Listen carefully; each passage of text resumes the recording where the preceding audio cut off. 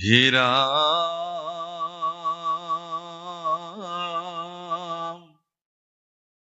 আনিবাক যাই জল যতে কগুৱালি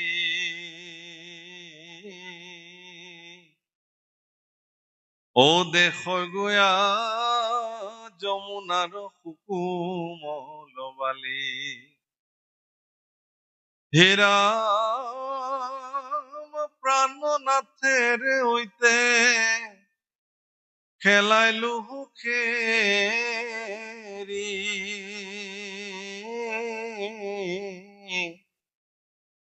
হা কৃষ্ণ বুলি তৈতে পৰি পাৰ গেৰি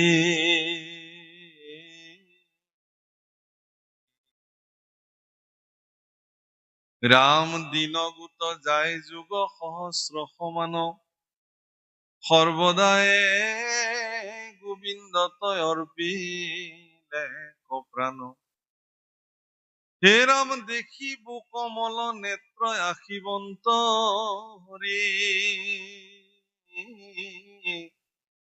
ও আশাতে খে আছো কথমপি প্ৰাণ ধৰি মই এইখিনি কথা অলপ আগতে কৈ গলো ধৰল বিয়োগে গোপী কথমপি প্ৰাণ এটা ক্ষীণ আশা তুমি আহিবা প্ৰভু তোমাক সাক্ষাৎ পাম প্ৰভুসকল আমি যিবিলাক ভক্তই ভগৱানৰ ওচৰত সমৰ্পিত হওঁ আমাৰ আশাবিলাক বিষয়ী নহব হব নালাগে আমি এটা কথাত খুব বিশ্বাসী আৰু এই কথাটো ভগৱান সকলো ভক্তৰ ওচৰতে নিবেদন কৰো যে ভগৱানক সমৰ্পিত ভক্তসকলৰ কোনো শ্ৰেণী বিভাজন নাথাকে মই আকৌ কৈছো কথা ভগৱানত সমৰ্পিত ভক্তসকলৰ কোনো শ্ৰেণী বিভাজন নাথাকে এওঁলোক অমুক ভকত তেখেতলোক তমুক ভকত আজিকালি অপ্ৰিয় হলেও সত্য কথা এটা কওঁ আজিকালি সমাজ ব্যৱস্থাবিলাকত ভকতৰ সম্প্ৰদায় ওলাল বোলে শৰাই কোনে সাজিছে বা বোলে মনে মনে থাকক দেই আমাৰ ফালৰ ভকতে কৰা নাই শুনক আৰু বলক প্ৰসাদ নিবিলাওতে যাব লাগিব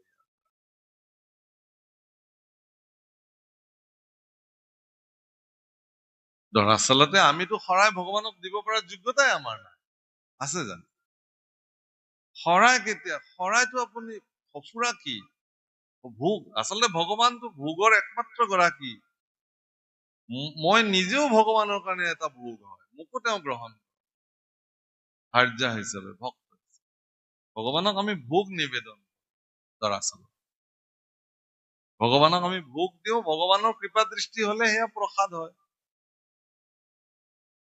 নাপায় নাযাবি নুচুবি নকৰিবি আমুক বেয়া তামুক বেয়া এই যিটো ব্যৱস্থা সমাজত প্ৰৱৰ্তিছে আজিৰ তাৰিখত ই কিন্তু ভাগৱত ধৰ্মৰ বিৰোধিতা আৰম্ভ কৰিছে পদে পদে কেৱল নিজৰ নিজৰ খিনিয়ে যেন শুদ্ধ আৰু সত্য বাকী সকলে যেন কৰিব পৰা নাই একো অশুদ্ধ এনে মনোবৃত্তিয়ে দৰাচলতে ভাগৱত ধৰ্মক বিকৃত কৰিছে সমাজত ভাগৱতৰ ব্যাখ্যাৰ ক্ষেত্ৰতো আমি দেখিবলৈ পাইছো এতিয়া খুব বিনম্ৰতাৰে মই এই কথা নিবেদন কৰিব খোজো ভাগৱতীসকলক যে কৃপা কৰি তেখেতলোকে ভাগৱতৰ প্ৰসংগ অনুযায়ী কওক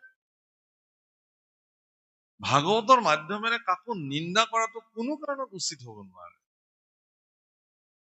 ভাগৱতৰ পদৰ প্ৰাসংগিকতাত কাৰোবাৰ ধৰ্ম ব্যৱস্থাক সমালোচনা কৰাটো ভাগৱতে কেতিয়াও কোৱা নাই আস্থা যাৰ অস্মিতা যাৰ যেনেকুৱা তেওঁ তেনেধৰণে আগবাঢ়িব মোৰ কবলগীয়া নাই ভগৱানক আপুনি কি ধৰণে ভজিব সেইটো আপুনি বুজিব ভাগৱত শাস্ত্ৰই নিৰ্ণয় কৰিছে ঠিক আছে ভাগৱত শাস্ত্ৰই নিৰ্ণয় কৰিছে কিন্তু ভাগৱত শাস্ত্ৰই কেনেধৰণে নিৰ্ণয় কৰিছে সেইটোও চাব লাগিব কাৰোবাৰ মনত অসন্তুষ্টি প্ৰদান কৰি কাৰোবাক কটু সমালোচনা কৰি কাৰোবাক বেয়া বুলি দেখুৱাই দি পেলাই মই এটা শুদ্ধ ৰাস্তাৰে কিন্তু যাব নোৱাৰো, সেইটোও ঠিক।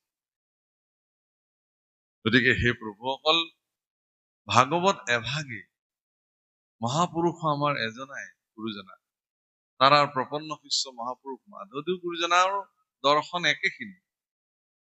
আৰু পৃথিৱীত সমস্ত ভক্তসকল একেই ভগৱানক সমৰ্পিত ভক্ত, ভক্তৰ মাজত কোনো পাৰ্থক্য নাই। আৰু এইটোও ঠিক যে ভকতক আপুনি বিভাজিত কৰিব পৰা সামৰ্থ্য আপোনাৰ মোৰ নাই।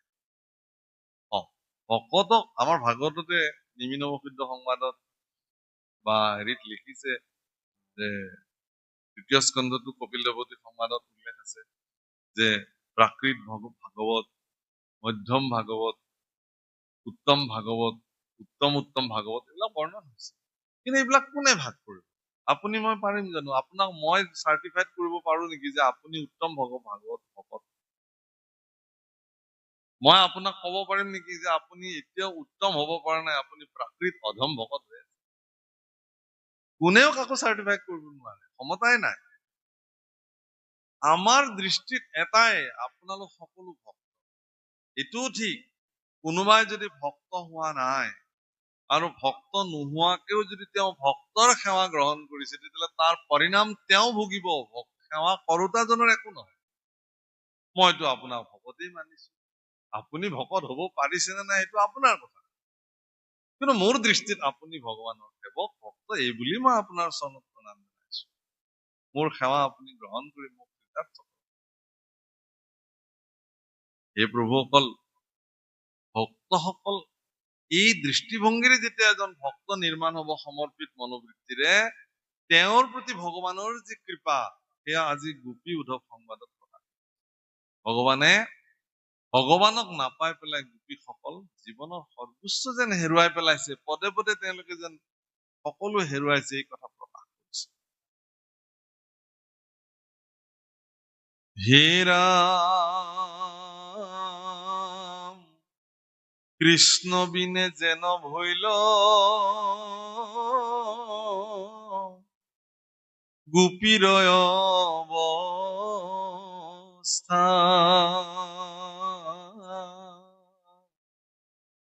ও ভকত বান্ধৱ মাধৱে শুনি কথা, ও নসহে হৃদয় দুখে মনে গুণী লন্ত,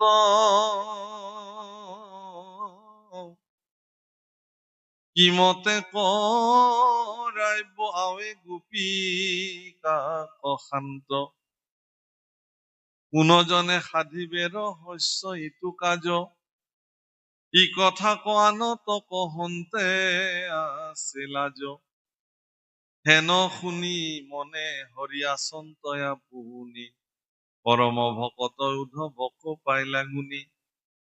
ভগৱান কৃষ্ণই মথুৰাত থাকিয়ে মনে মনে গুণিছে যে মই কাৰ দ্বাৰা এইটো কাম কৰো, এনে কোন ব্যক্তিক প্ৰেৰণ কৰো গোকুললৈকে, যত মোৰ প্ৰাণ গোপীসকলক মই বুজাব পাৰো যে তোমালোকে শান্ত হোৱা, ধীৰ স্থিৰ হোৱা, ইমান বিভল্ল হৈ নাযাবা, নিজৰ কৰ্ম কৰি যোৱা। এইখিনি কথা ভাবি থাকোতে তেওঁৰ প্ৰপন্ন শিষ্য, বান্ধৱ, সেৱক, ভক্ত উদ্ধৱ সেইখিনি সময়ত আহি উপস্থিত। হে ৰাম ৰহস্য থানত থাকি তাংক মাতি আনি, হাতত ধৰিয়া হাতে বুলি লন্ত বাণী,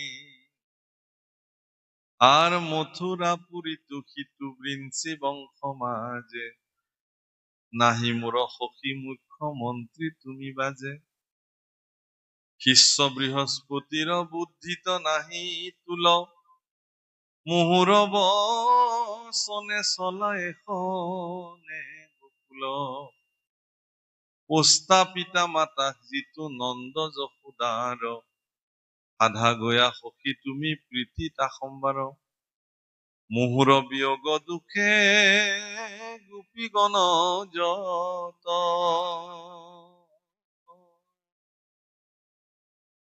ও সাৰয় প্ৰাণ নাহি কাৰো চেতন গাঁও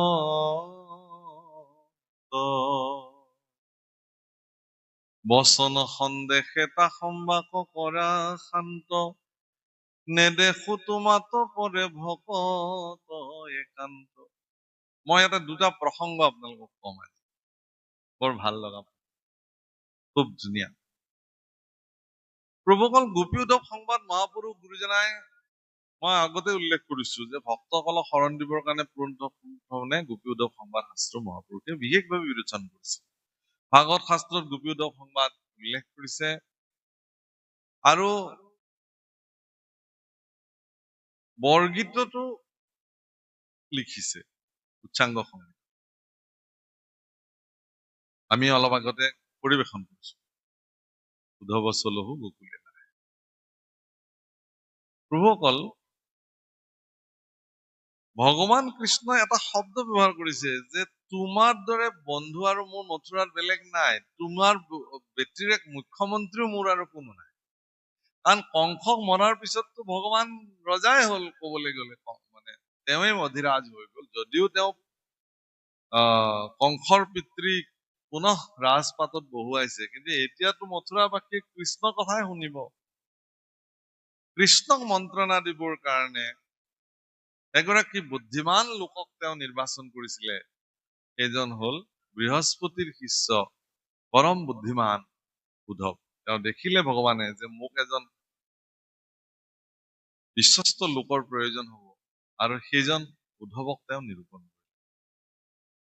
প্ৰভুসকল, ভগৱানে তেওঁৰ লগত কেনে ধৰণৰ ব্যক্তি তেওঁৰ লগত থাকিব আপোনালোকে চাব যে কৃষ্ণ উদ্ধৱ সংবাদ ভাগৱতৰ একাদশ স্কন্ধত কৃষ্ণ বৈকুণ্ঠী পায়নৰ সময়ত ভগৱান কৃষ্ণ আৰু উদ্ধৱে যি কথা পাতিছে, তাত উদ্ধৱে এটা কথা স্বীকাৰ কৰিছে,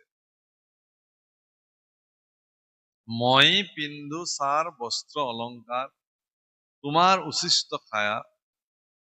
মই তোমাৰ আকৌ এটা কথা কৈছে, শয়নে ভজনে স্নান গুপ্য স্থানে সদা সেৱা কৰোৱা। বৰ ডাঙৰ কথা। প্ৰভুসকল, আজি মই সামাজিক ব্যক্তি এগৰাকী, মই সত্ৰাধিকাৰ হিচাপে এগৰাকী সামাজিক ব্যক্তি, কিন্তু মই 24 ঘণ্টা সামাজিক ব্যক্তি হৈ থাকিব নোৱাৰো। মোৰো ব্যক্তিগত সময় মোক প্ৰয়োজন আছে। মই স্নান কৰা সময়খিনি মোৰ ব্যক্তিগত সময়, মই ভোজন কৰা সময়খিনি মোৰ ব্যক্তিগত সময়, মই শয়ন কৰা সময়খিনি মোৰ ব্যক্তিগত সময়। এনেধৰণে 24 ঘণ্টাৰ যিখিনি সময় মই সম্পূৰ্ণ ব্যক্তিগত সময় হিচাপে কটাও, সেই সময়খিনিত মই কাৰোবাৰ অধিকাৰটোক নিদিবও পাৰো, সেইটো অনাধিকাৰ হব। আজিও আমাৰ যিবিলাক আমাৰ উদাসীন পৰম্পৰাৰ যিসকল সত্ৰাধিকাৰ প্ৰভুস্বসকল আছে, আপোনালোকে আমাৰ উদাসীন পৰম্পৰাত এটা কথা আজিও মান্যতা আছে যে উদাসীন পৰম্পৰাৰ গোসাঁই ঈশ্বৰ সকলে দুটা বস্তুত তেওঁলোক সম্পূৰ্ণ সকলে শয়ন আৰু ভোজন, এই দুটাত কোনো সংগ তেওঁলোকক প্ৰয়োজন। ভোজনো অকলে কৰিব, শয়ন এইবিলাক ব্যক্তিগত সময়। আচ্ছা, ভগৱান কৃষ্ণ তেওঁ ভগৱান সমস্ত জগতৰ কাৰণে, হলেও তেওঁৰ ব্যক্তিগত জীৱন নাথাকিব, তেওঁৰো ব্যক্তিগত জীৱন আছে। ভগৱান কৃষ্ণৰো ব্যক্তিগত জীৱন আছে। ব্যক্তিগত জীৱন শয়নে ভোজন স্নান আৰু গুপ্তস্থান, তাতকেও ৰহস্যযুক্ত সময় ভগৱানৰ আছে। কিন্তু উদ্ধৱে নিজ মুখে স্বীকাৰ কৰিছে, হে ভগৱান, তুমি মোক এনেকুৱা এটা স্থানত ৰাখিলা যে মই তোমাৰ ব্যক্তিগত সময়তো মই তোমাৰ সেৱক।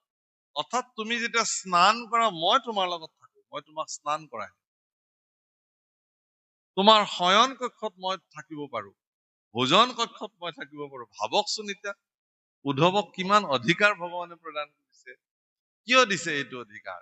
উদ্ধৱক নিৰ্মাণ কৰি লবৰ কাৰণে ভগৱানে জানে যে বৃহস্পতিৰ দ্বাৰা উদ্ধৱ শিক্ষিত হৈছে, তেওঁ জ্ঞানী হৈছে, সকলো ফালৰ পৰা এজন সমগ্ৰ বিশ্ব ব্ৰহ্মাণ্ডৰ অধিকাৰী ভগৱানৰ কেনেধৰণৰ শুশ্ৰূষা কৰিব লাগিব সেই কথা জ্ঞানেৰে তেওঁ পূৰ্ণ জ্ঞানী। কিন্তু ভগৱানক ভক্তি কেনেকে কৰিব এইটো বৃহস্পতিয়ে কিন্তু শিকাব নোৱাৰে।